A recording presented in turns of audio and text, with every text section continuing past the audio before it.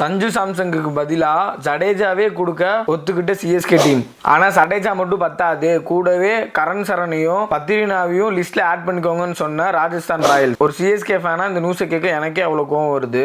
என்ன நினைச்சிட்டு இருக்கீங்க சிஎஸ்கே டீம்? இவ்வளவு பண்ணி சிஎஸ்கே டீமுக்கு சஞ்சு சாம கொண்டு வரணும்னு பாக்குறீங்களா? இந்த ட்ரேட் கன்ஃபார்மா இல்லையான்னு சிஎஸ்கே ஃபேன்ஸ் மத்தியில ஒரு கேள்வி வந்துட்டு இருக்க டைம்ல மேனேஜ்மெண்ட் வந்து ஆமா இந்த ட்ரேட் கன்ஃபார்ம் தான், இன்னும் 2 நாள்ல அதுக்கான ரிசல்ட்டை நாங்க சொல்லுவோம் அப்படின்னு சொல்லிட்டு அனௌன்ஸ் பண்ணியிருக்காங்க. அது மட்டும் இல்ல, ஜடேஜாவை சிஎஸ்கே டீம்ல இருந்து கொடுக்கறதுக்கு ஒத்துக்கிட்டதாகவும் இனிமே ஆர்ஆர் தான் அதுக்கான முடிவை சொல்லணும் அப்படின்னு சொல்லியிருக்காங்க. எதனால இந்த மேனேஜ்மெண்ட் இப்படி பண்றாங்கன்னு தெரியல. டோனி இல்லாம ஒரு சிஎஸ்கே மேட்ச் எப்படி பார்க்க முடியாதோ அதே மாதிரி தான் ஜடேஜா இல்லாமையும் ஒரு சிஎஸ்கே மேட்சை பார்க்க முடியாது. சிஎஸ்கே டீமுக்காக ஜடேஜா எவ்வளவு நல்ல எஃபெக்ட் போட்டிருக்காருன்னு உங்களுக்கும் தெரியும். ஏன் இவ்வளவு சொல்லணும்? 2023 ஐபிஎல் ஃபைனல் மேட்ச்ல ஜடேஜா இல்லைன்னா அந்த மேட்ச் என்ன ஆயிருக்குன்னு கொஞ்சம் யோசிச்சு பாருங்க.